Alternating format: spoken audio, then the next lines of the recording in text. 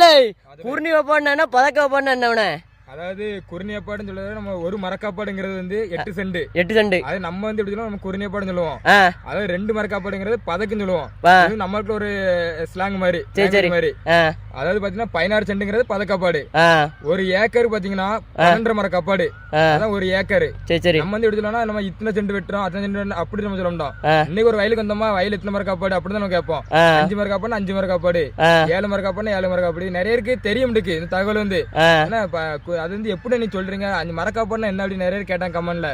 அதுக்கு அவங்களுக்கான இந்த வீடியோ நல்லா தெளிவா தெரிஞ்சுடுங்க. மரக்காப்பாடுங்கிற இதுதான் நாங்க வந்து நம்ம இத்தனை சென்ட்டுங்கிறதா இத்தனை மரக்காப்பாடு. அது நம்ம நிறைய தெரியல. அதனால இன்னைக்கு உங்க தகவலா நம்ம கூட சொல்றோம். சரி, ஒவ்வொருத்தர் 100 கண்ணு போடுறதா 80 கண்ணு போடுறதா எப்படி? ஒரு ஆளுக்கு ஒவ்வொரு அளவு போடணும். அளவு ஆமா. இப்போ 6 அடியும் போடலாம். அது ஏத்தங்கண்ணுக்கு 6 அடியும் போடலாம், 7 அடியும் போடலாம். அது ஏத்தங்கண்ணுக்கு செட் ஆகும். இதே ரசகசிலினா 7 அடி போடணும். சரி. அதே செவ்வாழை அந்த மாதிரினா 8 அடி 9 அடி இந்த மாதிரி போடுவாங்க. பருவமும் அதுக்கேற்ற மாதிரி பண்ணணும். சரி சரி. செவ்வாழை பாத்தீங்கன்னா மேக்ஸிமம் 10 அடியில போடணும். அதான் நம்ம கரெக்டா இருக்கும் பாத்துடுங்க. நம்ம இன்னொன்னு இருக்குது, நம்ம கண்ணு ஊன்ற மட்டும் பெருசு இல்ல. அதை நம்ம கரெக்டா நம்ம வாழை வந்து வாழை கண்ணுங்கிற நம்ம பிள்ளை மாதிரி நம்ம கரெக்டா கொண்டு வந்தா நம்ம அதுக்கு ஏற்ற மாதிரி நம்ம பலன் தரும். நமக்கு எதுவுமே தராது. உர வைக்கணும், கரெக்டா தண்ணி பாய்க்கணும், அதுக்கு ஏத்த மாதிரி ஒரு பருவத்துக்கு ஏத்தாப்புல நம்ம கரெக்டா மாத்திடணும். நம்ம வாழை வந்து தெரியும், அறிகுறி தெரியும் நோய் அடிக்க மாதிரி இருந்தா அதுக்கு தகுந்த நம்ம மருந்து எல்லாம் கொடுத்துடணும். அதுக்கு அப்பதான் அது கரெக்டா நமக்கு வரும். சரி சரி சரி, தேங்க்யூ. சரி, பாய்.